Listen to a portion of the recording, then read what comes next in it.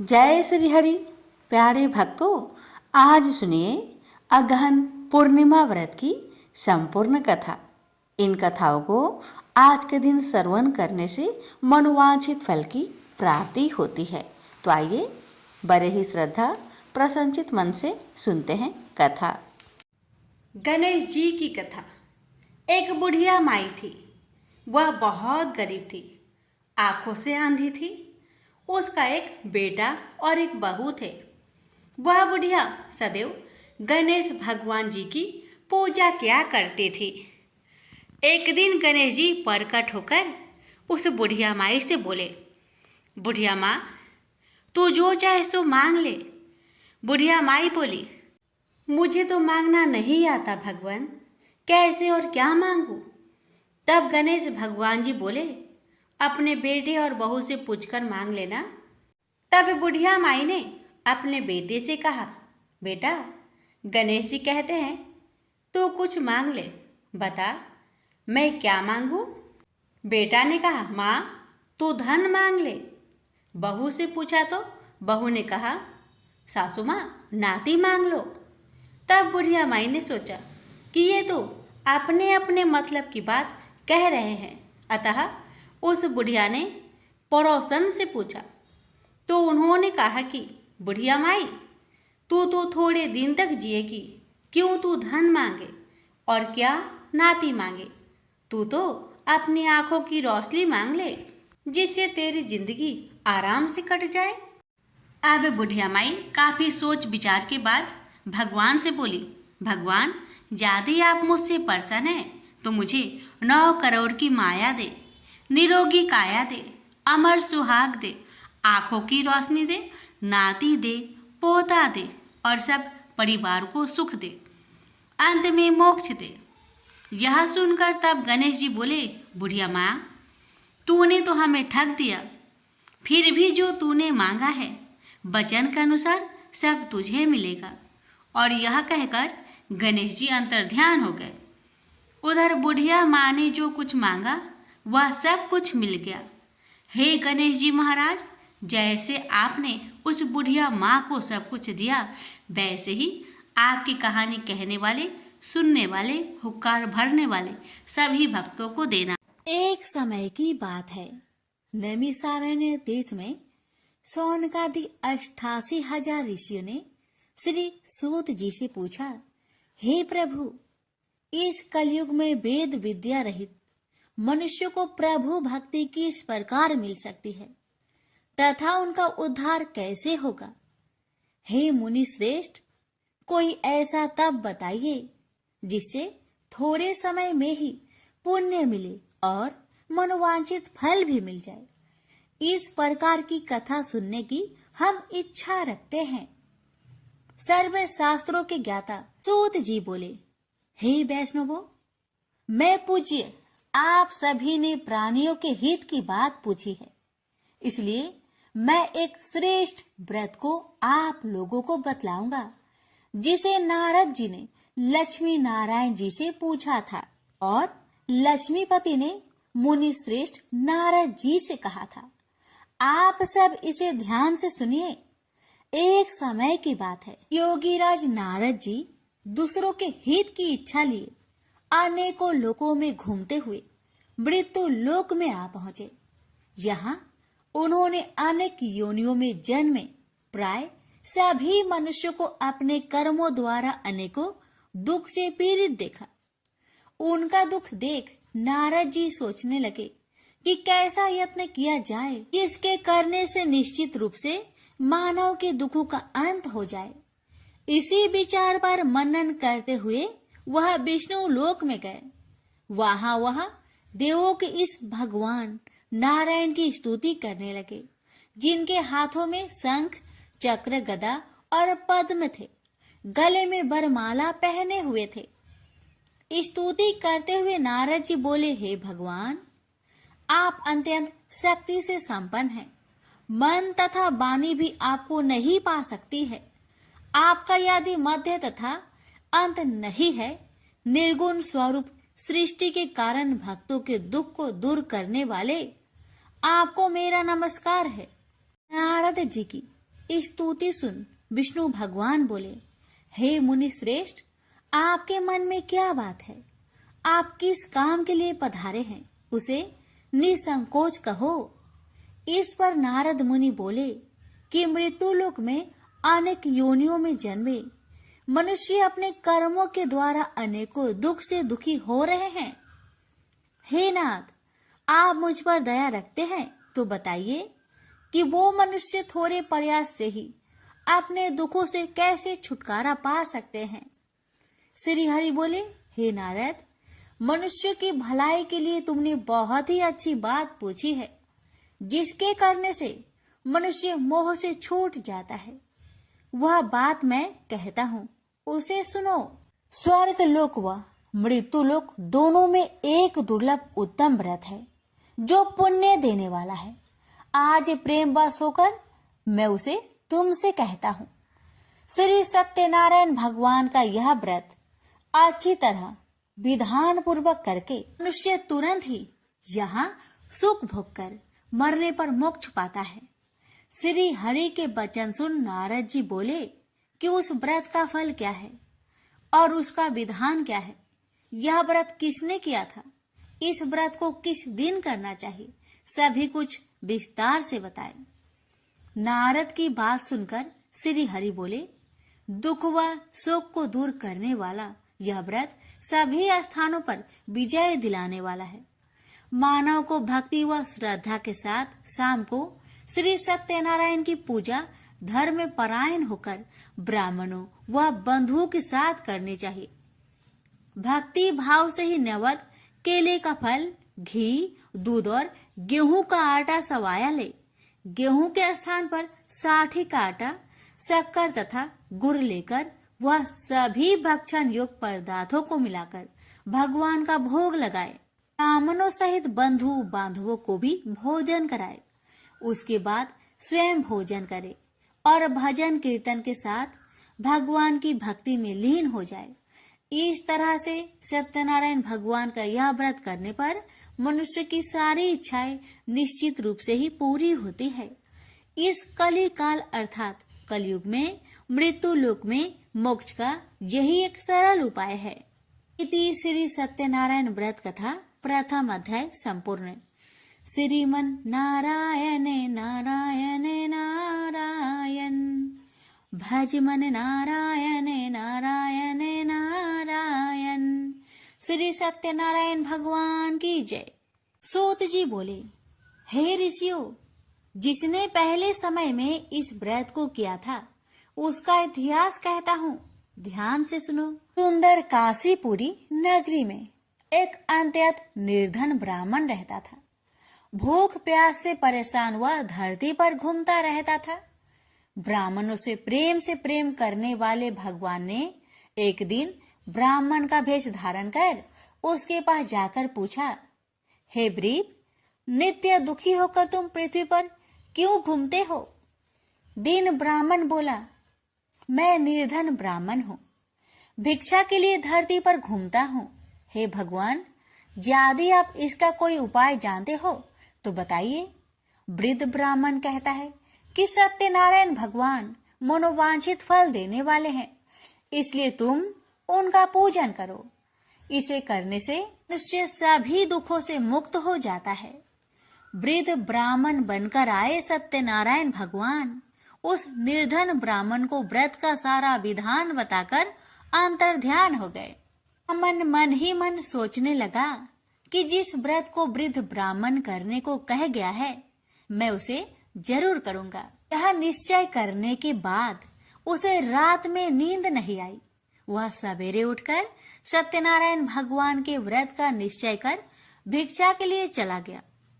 उस दिन निर्धन ब्राह्मण को भिक्षा में बहुत धन मिला, जिससे उसने बंधु बांधवों के साथ मिलकर श्री सत्यनारायण भगवान का व्रत संपन्न किया।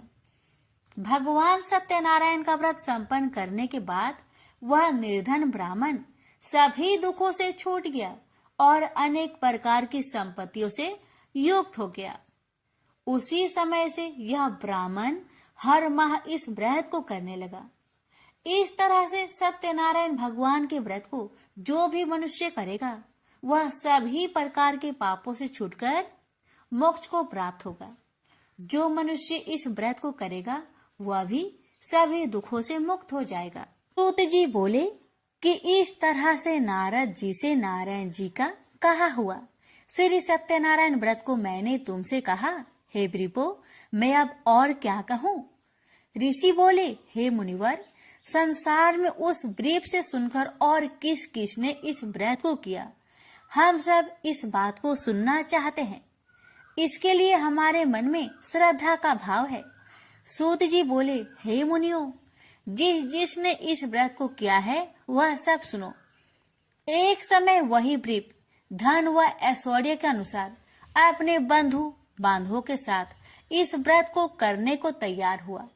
उसी समय एक लकड़ी बेचने वाला बूढ़ा आदमी आया और लकड़ियां बाहर रखकर अंदर ब्राह्मण के घर में गया।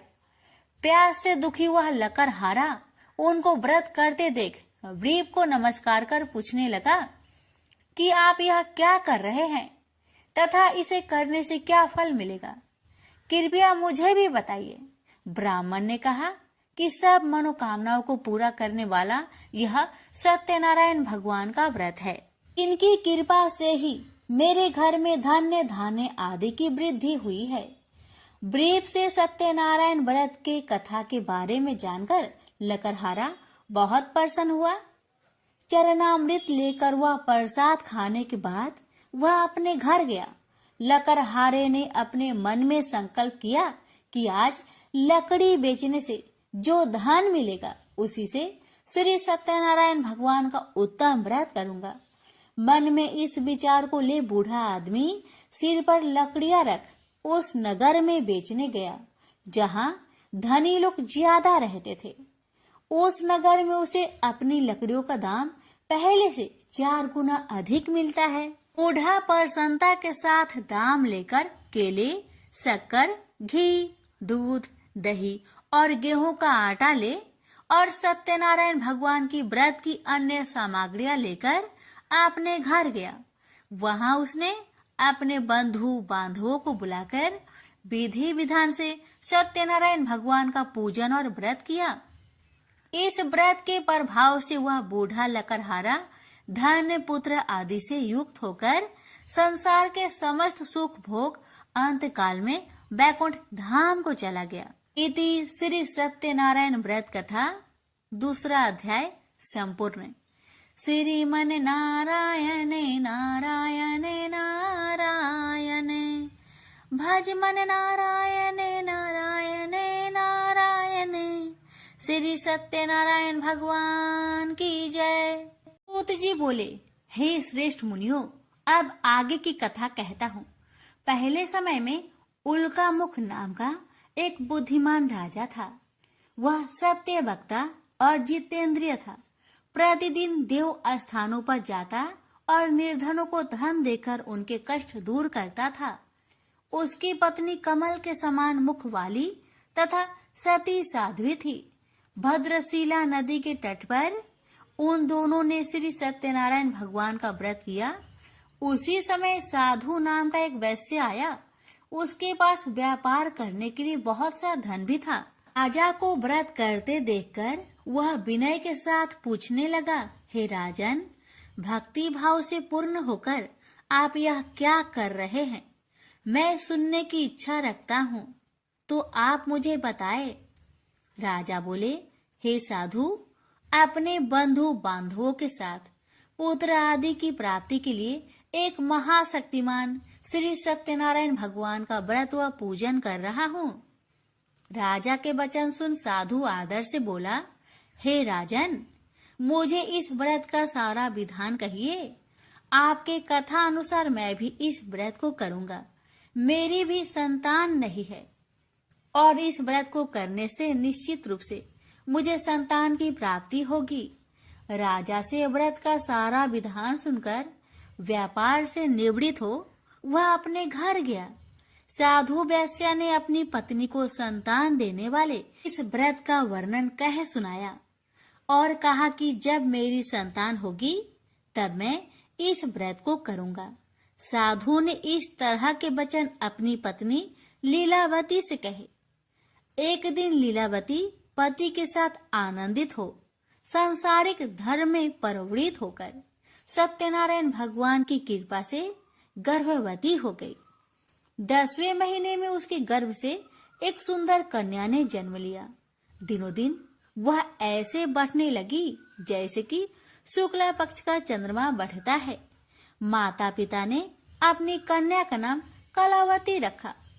एक दिन लीलावती ने मीठे शब्दों में अपने पति को याद दिलाया कि आपने सत्यनारायण भगवान के जिस व्रत को करने का संकल्प किया था उसे करने का समय आ गया है, आप इस व्रत को करिए। साधु बोला कि हे प्रिय, इस व्रत को मैं उसके विवाह पर करूंगा। इस प्रकार अपनी पत्नी को अवशासन देकर वह नगर को चला गया। कलावती पिता के घर में रह वृद्धि को प्राप्त हो गई। साधु ने एक बार नगर में अपनी कन्या को सखियों के साथ देखा तो तुरंत ही दूत को बुलवाया और कहा कि मेरी कन्या की योग वर देखकर आओ। साधु की बात सुनकर दूत कंचन नगर में पहुंचा और वहां देखभाल कर लड़की के सुयोग बनिक पुत्र को ले आया। सुयोग लड़के को देख साधु ने बंधु बांधवों को बुलाकर अपनी पुत्री का विवाह कर दिया। लेकिन दुर्भाग्य की बात ये कि साधु ने अभी भी श्री सत्यनारायण भगवान का व्रत नहीं किया। इस पर श्री भगवान क्रोधित हो गए और श्राप दिया कि साधु को अत्यधिक दुख मिले। अपने कार्य में कुशल साधु बनिया जमाई को लेकर समुद्र के पास स्थित होकर रत्नासारपुर नगर में गया। वहां जाकर दामाद ससुर दोनों मिलकर चंद्रकेतु राजा के नगर में व्यापार करने लगे। एक दिन भगवान सत्यनारायण की माया से एक चोर राजा का धन चुराकर भाग रहा था। उसने राजा के सिपाहियों को अपना पीछा करते देख चुराया हुआ धन वहां रख दिया जहां साधु अपने जामाई के साथ ठहरा हुआ था। राजा के सिपाहियों ने साधु वैश्य के पास राजा का धन पड़ा देखा तो वह ससुर जामाई दोनों को बांधकर प्रसन्नता से राजा के पास ले गए और कहा कि उन दोनों चोरों को हम पकड़ लाए हैं, आप आगे की कार्रवाई की आज्ञा दे। राजा की आज्ञा से उन दोनों को कठिन कारावास में डाल दिया गया और उनका सारा धन भी उनसे छीन लिया गया। श्री सत्यनारायण भगवान के श्राप से साधु की पत्नी भी बहुत दुखी हुई। घर में जो धन रखा था उसे चोर चुरा ले गए। शारीरिक तथा मानसिक पीड़ा व भूख प्यास से अति दुखी हो अन्न की चिंता में कालावती के ब्राह्मण के घर गई। वहां उसने श्री सत्यनारायण भगवान का व्रत होते देखा। फिर कथा भी सुनी। वह प्रसाद ग्रहण कर वह रात को घर वापस आई। माता ने कलावती से पूछा कि हे पुत्री, अब तक तुम कहाँ थी, तेरे मन में क्या है? कलावती ने अपने माता से कहा, हे माता, मैंने एक ब्राह्मण के घर में श्री सत्यनारायण भगवान का व्रत देखा है। कन्या के वचन सुन लीलावती भगवान की पूजन की तैयारी करने लगी। लीलावती ने परिवार व बंधुओं सहित सत्यनारायण भगवान का पूजन किया और उनसे वर मांगा कि मेरे पति तथा जमाई शीघ्र घर आ जाए। साथ ही यह भी प्रार्थना की कि हम सबका अपराध क्षमा करे। श्री सत्यनारायण भगवान इस व्रत से संतुष्ट हो गए और राजा चंद्रकेतु को सपने में दर्शन दे कहा कि हे राजन, तुम उन दोनों वेश्या को छोड़ दो और तुमने उनका जो धन लिया है उसे वापस कर दो। अगर ऐसा नहीं किया तो मैं तुम्हारा धन, राज्य व संतान सभी को नष्ट कर दूंगा। राजा को यह सब कहकर वह अंतर्ध्यान हो गए। अतः काल सभा में राजा ने अपना सपना सुनाया।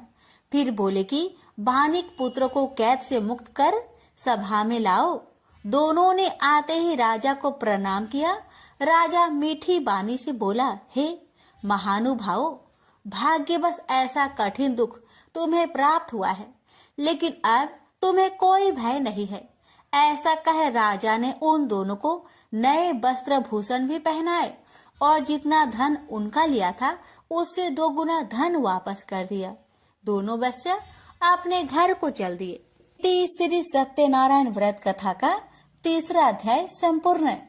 श्रीमन नारायण नारायण नारायण, भज मन नारायण नारायण नारायण।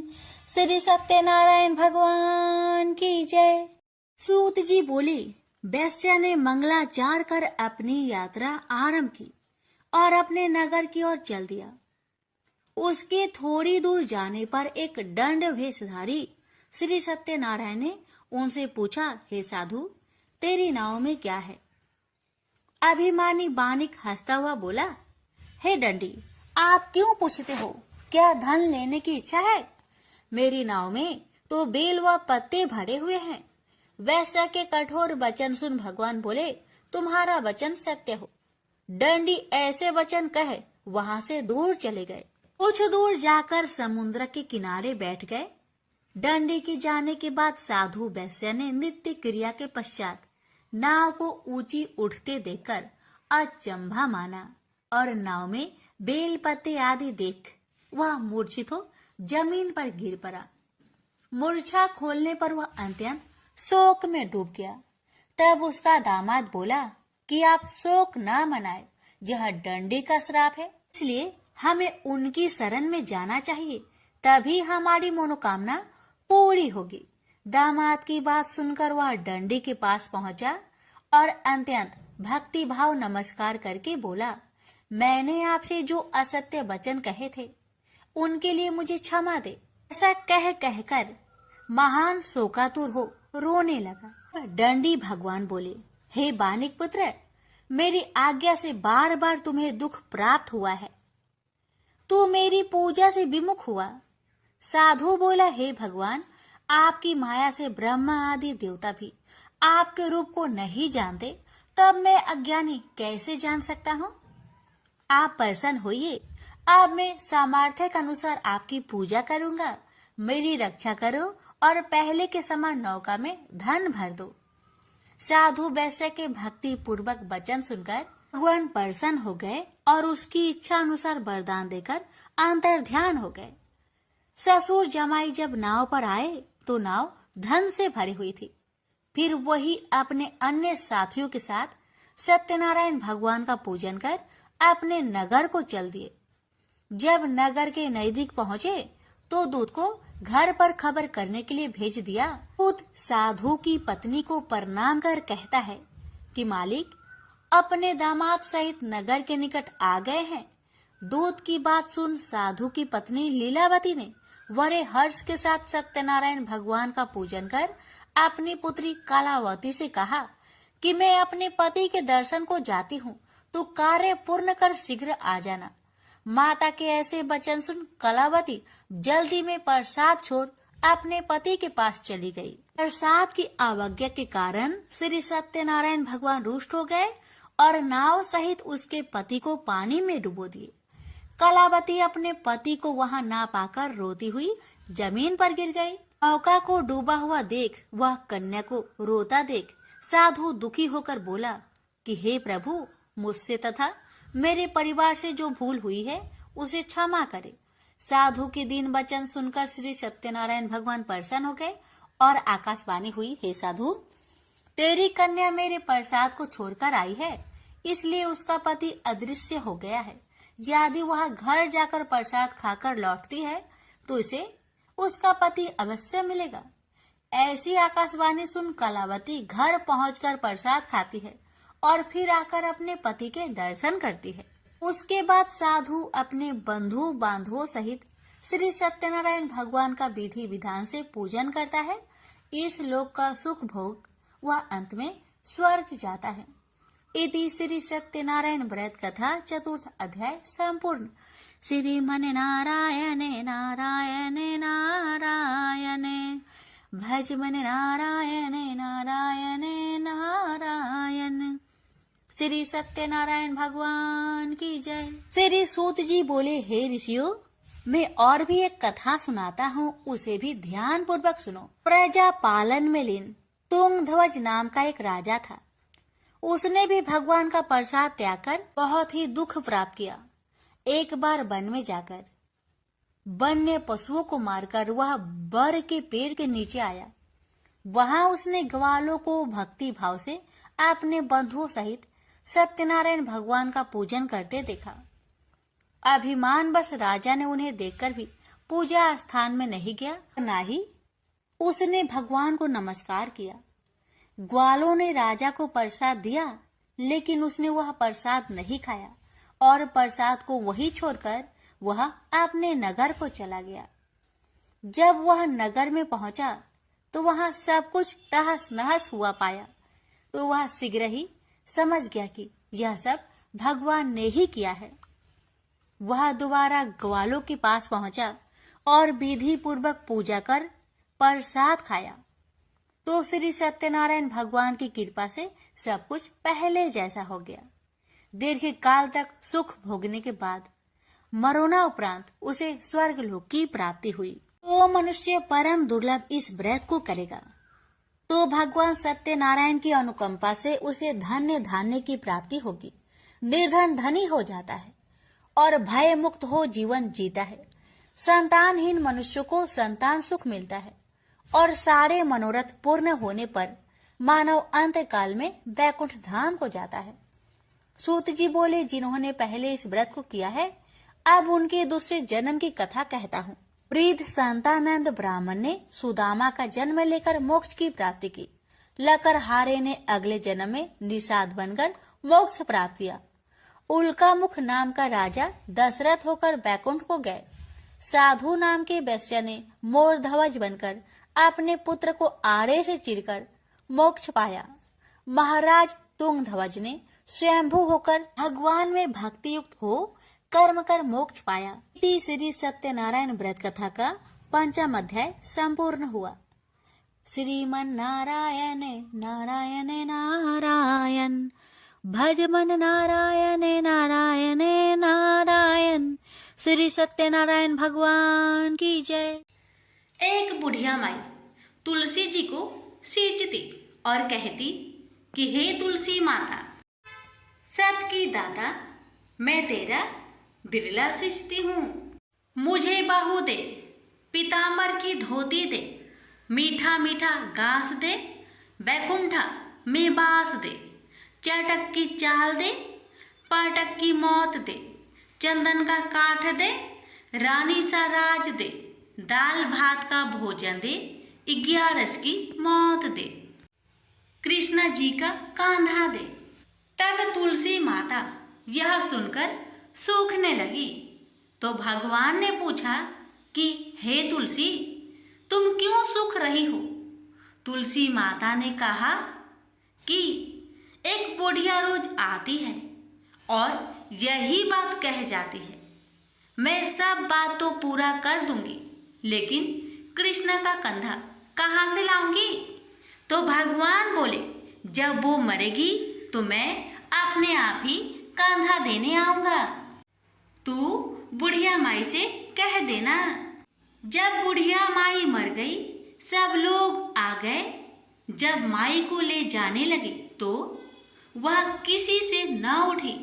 तब भगवान एक 12 बरस के बालक का रूप धारण करके आए। बालक ने कहा, मैं कान में एक बात कहूँगा तो बुढ़िया माई उठ जाएगी। बालक ने कान में कहा, बुढ़िया माई मन की निकाल ले, पीताम्बर की धोती ले, मीठा मीठा ग्रास ले, बैकुंठा में बास ले, चटक की चाल ले, पाटक की मौत ले, कृष्ण जी का कांधा ले। यह सुनकर बुढ़िया माई हल्की हो गई। भगवान ने कंधा दिया और बुढ़िया माई को मुक्ति मिल गई। हे तुलसी माता, जैसे बुढ़िया माई को मुक्ति दी वैसे सबको देना। प्रेम से बोलिए तुलसी महारानी की जय। प्राचीन समय की बात है। दक्षिण भारत की तुंगभद्रा नदी के तट पर एक नगर में आत्मदेव नामक एक व्यक्ति रहता था, जो सभी वेदों में पारंगत था। उसकी पत्नी का नाम धुंधली था। धुंधली बहुत ही सुंदर लेकिन स्वभाव से झगड़ालू थी। घर में सब प्रकार का सुख था, लेकिन वह व्यक्ति अपनी पत्नी से तो दुखी था ही, साथ ही उसके कोई संतान का सुख भी नहीं था। वह चिंता में रहता था कि यदि उम्र ढल गई तो फिर संतान का सुख देखने को नहीं मिलेगा। यह सोचकर उसने बड़े दुखी मन से अपने प्राण त्यागने के लिए वन को चला गया। वन में एक तालाब में वह कूदने ही वाला था कि तभी एक सन्यासी ने उसे देखकर उससे पूछा, कहो वृपवन, तुम्हें ऐसी कौन सी भारी चिंता है जिसके कारण तुम प्राण त्याग रहे हो? आत्मदेव ने कहा, ऋषिवर, मैं संतान के लिए इतना दुखी हो गया हूँ कि मुझे अब अपना जीवन निष्फल लगता है। संतानहीन जीवन को धिक्कार है और मैंने जिस गाय को पाल रखा है वो भी बाज है। यह तो ठीक है, मैं जो पेड़ लगाता हूँ उस पर भी फल फूल नहीं लगते। मैं घर में जो फल लाता हूँ वह भी बहुत जल्दी सड़ जाता है। इन सब बातों से मैं बहुत दुखी हो चुका हूँ। ऐसा कहकर वह व्यक्ति जोर जोर से रोने लगा। वह संत उसकी बात सुनकर उसके ललाट की रेखाएं को देखता है। रेखाओं को देखकर वह कहता है, वृपवन, कर्म की गति बड़ी प्रबल है, वासना को छोड़ दो। सुनो, मैंने तुम्हारे भाग्य देख लिया है। इस जन्म में तो क्या अगले 7 जन्मों तक तुम्हारे कोई संतान भी किसी प्रकार से नहीं हो सकता। तब ब्राह्मण कहता है, फिर मुझे प्राण त्यागने दीजिए या आप किसी भी यत्न से मुझे पुत्र प्राप्त का मार्ग बताएं। जब वह संत देखता है कि यह व्यक्ति किसी भी प्रकार से समझाने पर भी प्राण त्यागने को आमदा है, तो वह अपनी झोली में से एक फल निकालकर कहता है कि अच्छा ठीक है, तुम यह फल लो और इसे अपनी पत्नी को खिला देना, उससे उसके एक पुत्र होगा। आत्मदेव वह फल लाकर अपनी पत्नी को दे देता है, लेकिन उसकी पत्नी वह मन ही मन में सोचती है कि यदि मैंने ये फल खा लिया और मेरा गर्भ रह गया तो मुझसे खाया नहीं जाएगा और मैं मर भी सकती हूँ। यह सोचकर वह तय करती है कि मैं ये फल नहीं खाऊंगी। इसलिए वह आत्मदेव से कई तरह के तर्क और कुतर्क करती है। आत्मदेव के कहने पर वह फल तो रख लेती है लेकिन खाती नहीं है। एक दिन उसकी बहन उसके घर आती है, जिसे वह सारा किस्सा सुनाती है। बहन उससे कहती है कि मेरे पेट में बच्चा है, प्रसव होने पर वह बालक मैं तुम्हें दे दूंगी, तब तक तुम गर्भवती के समान घर में रहो। मैं कह दूंगी मेरा बच्चा मर गया और तू ये फल गाय को खिला देना। आत्मदेव की पत्नी ने अपनी बहन की बात मान ली और वैसा ही किया। उस फल को गाय को खिला दिया। समय व्यतीत होने पर उसकी बहन का बच्चा लाकर धुंधली को दे दिया गया। पुत्र हुआ है, यह सुनकर आत्मदेव को बड़ा आनंद हुआ। धुंधली ने अपने बच्चे का नाम धुंधकारी रखा। इसके 3 माह व्यतीत होने के बाद एक दिन आत्मदेव सुबह गाय को चारा डालने गया। उसने देखा कि गाय के पास एक बच्चा है जो कि मनुष्य आकार में है, लेकिन बस उसके कान ही गाय के समान थे। उसे देखकर वह आश्चर्य में पड़ जाता है, हालांकि उसे बड़ा आनंद भी होता है। वह उस बच्चे को उठाकर घर में ले जाता है। उसका नाम वह गोकर्ण रखता है। अब उसके 2 बालक हो जाते हैं, एक धुंधकारी और दूसरा गोकर्ण। गोकर्ण बड़ा होकर विद्वान, पंडित और ज्ञानी निकला, जबकि धुंधकारी दुर्नसेरी और क्रोधी, चोर, व्यभिचारी, अस्त्र शस्त्र धारण करने वाला, माता पिता को सताने वाला निकला। वह माता पिता की सारी संपत्ति नष्ट कर देता था। एक दिन वह पिता को मार मार कर घर से बाहर निकाल दिया। पिता रोने लगा और कहता है कि मेरी पत्नी का बाँझ रहना ही अच्छा था। तभी वहाँ गोकर्ण आ जाता है। वह पिताजी को वैराग्य का उपदेश देता है और कहता है, आप सभी को छोड़कर प्रभु के शरण में वन में चले जाएं और भगवत भजन करें। भगवत भजन ही सबसे बड़ा धर्म है। गौ से उत्पन्न पुत्र गोकर्ण की बात मानकर आत्मदेव वन में चले जाते हैं।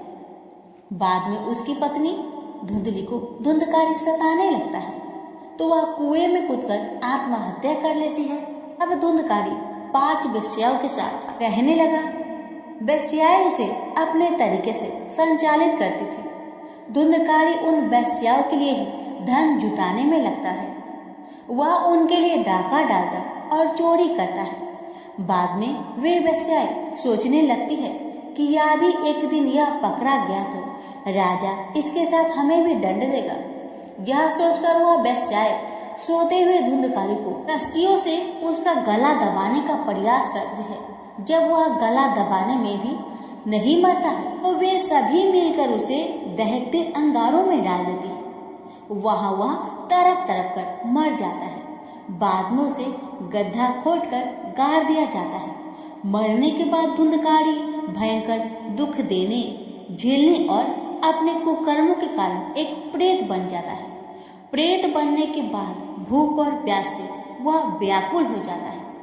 रह रहकर चिल्लाता भी रहता है, क्योंकि उसे अंगारों से जलाया गया था। इसलिए उसकी अनुभूति उसे अभी भी सताती रहती है। उसे लगता है कि अभी भी मेरा शरीर जल रहा है। एक दिन उसका भाई गोकर्ण उसके गांव में कथा करते हुए आते हैं। गोकर्ण सबसे नजर बचाते हुए अपने पुस्तकनी मकान में सोने को चले जाते हैं। अपने ही घर में अपने भाई को सोया हुआ देखकर धुंधकारी खुश हो जाता है और आवाज लगाता है। गोकर्ण यह आवाज सुनकर पूछता है कि तुम कौन हो? धुंधकारी कहता है, मैं तुम्हारा भाई हूँ। मेरे कुकर्म की गिनती नहीं की जा सकती। इसी से मैं प्रेत योनि में पड़ा हूँ। ये दुर्दशा भोग रहा हूँ। भाई, तुम दया करके मुझे इस योनि से छुड़ाओ। गोकर्ण कहता है कि मुझे बड़ा आश्चर्य हो रहा है। मैंने तुम्हारे लिए विधि पूर्वक गया जी में श्राद्ध किया, फिर भी तुम प्रेत योनि से मुक्त कैसे नहीं हुए? मैं कुछ और उपाय करता हूँ। कई उपाय करने के बाद भी जब कुछ नहीं होता है तो अंत में वह सूर्यदेव से पूछते हैं। तो सूर्यदेव कहते हैं कि वह श्रीमद् भागवत कथा सुनने से ही मुक्ति हो सकती है, इसलिए तुम सप्ताह पारायण करो। तब गोकर्ण ने व्यास गद्दी पर बैठकर कथा कहने लगे। देश गांव से बहुत लोग कथा सुनने आने लगे। इतनी भीड़ हो गई कि सब आश्चर्य करने लगे। तब वह प्रेत भी वहां आ पहुंचा। वह इधर उधर स्थान ढूंढने लगा। इतने में उसकी दृष्टि एक सीधे रखे हुए 7 गांठ वाली बांस पर पड़ी। वह वायु रूप से उसमें जाकर बैठ गया। तो शाम को कथा को विश्राम दिया गया तो एक बड़ी विचित्र बात हुई। सबके देखते देखते उस बांस की एक गांठ तर तर तर तर करती फट गई। इसी प्रकार 7 दिनों में 7 गांठें फट गई और 12 स्कंद सुनने से पवित्र होकर धुंधकारी एक दिव्य रूप धारण करके सामने खड़ा हो गया। उसने भाई को प्रणाम किया। तभी बैकुंठवासी पार्षदों के सहित एक विमान उतरा। सबके देखते ही देखते धुंधकारी विमान पर चढ़ गया। उन पार्षदों को देखकर उसने गोकर्ण से कहा, भगवान के प्रिय पार्षदों, यहाँ हमारे अनेक शुद्ध हृदय श्रोतागण हैं। उन सब के लिए एक साथ बहुत से विमान क्यों नहीं लाए? यहाँ सभी ने समान रूप से कथा सुनी है, फिर फल में इस प्रकार का भेद क्यों है? भगवान के पार्षदों ने कहा, इस फल भेद का कारण इसमें श्रवण का भेद है। श्रवण सबने समान रूप से ही किया, किंतु इसके जैसा मनन नहीं किया।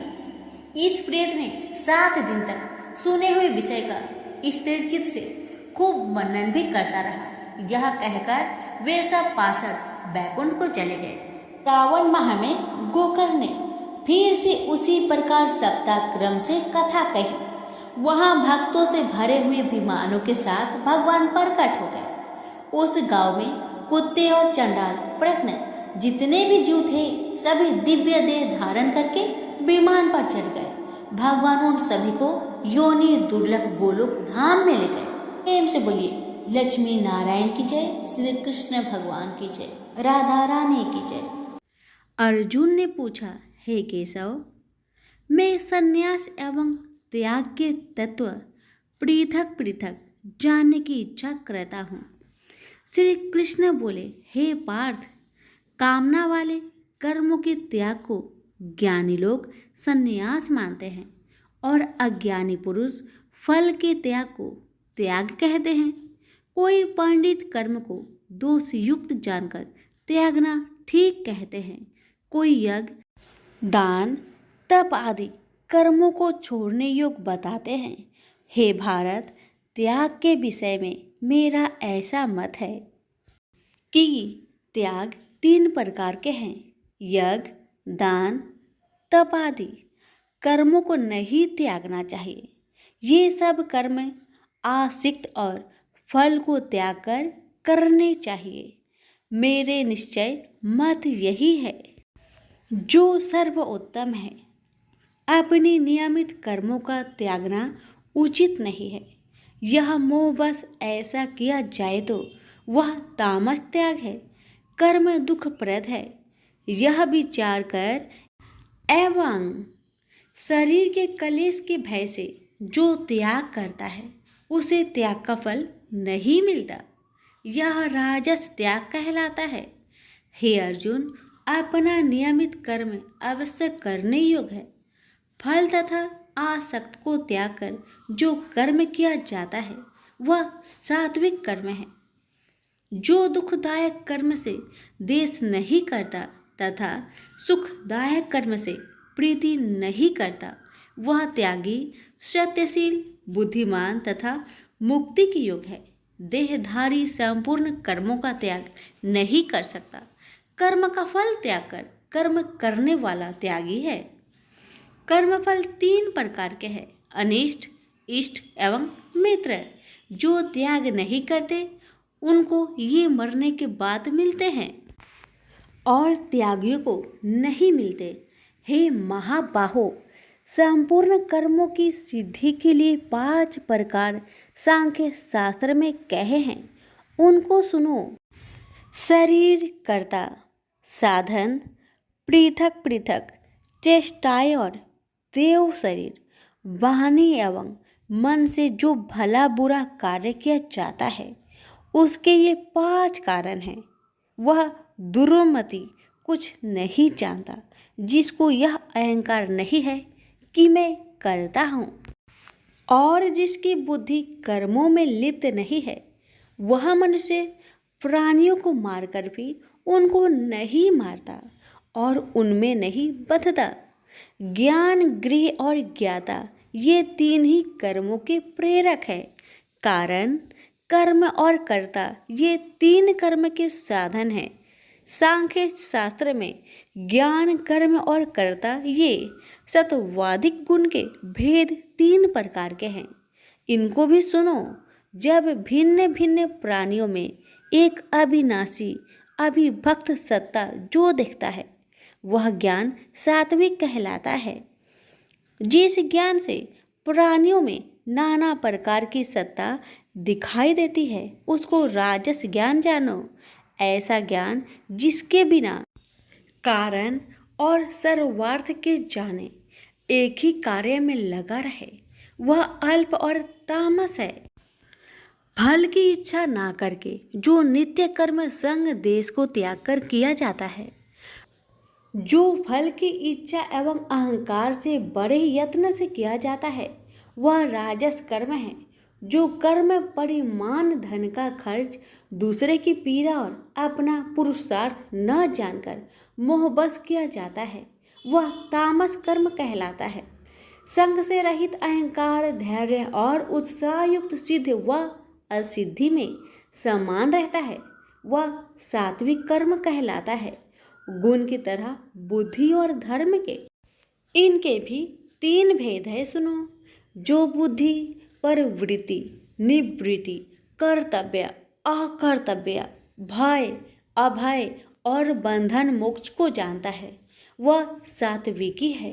हे पार्थ, जिससे धर्म अधर्म और कर्तव्य अकर्तव्य का ठीक निश्चय नहीं होता वह राजसी है।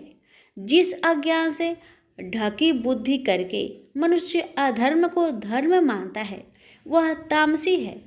जो कथा प्रसंग से फल की इच्छा करता है, जो धर्म अर्थ काम को धारण करता है वह राजसी वृत्ति है।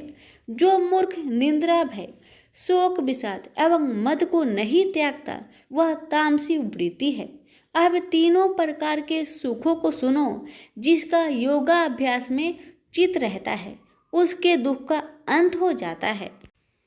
सुख सात्विक है, आरंभ में विष के समान और अंत में अमृत के तुल्य होता है। सुख आरंभ में अमृत तुल्य, अंत में विष के तुल्य। विषयों और इंद्रियों के संयोग से होता है, उसे राजसी सुख कहते हैं।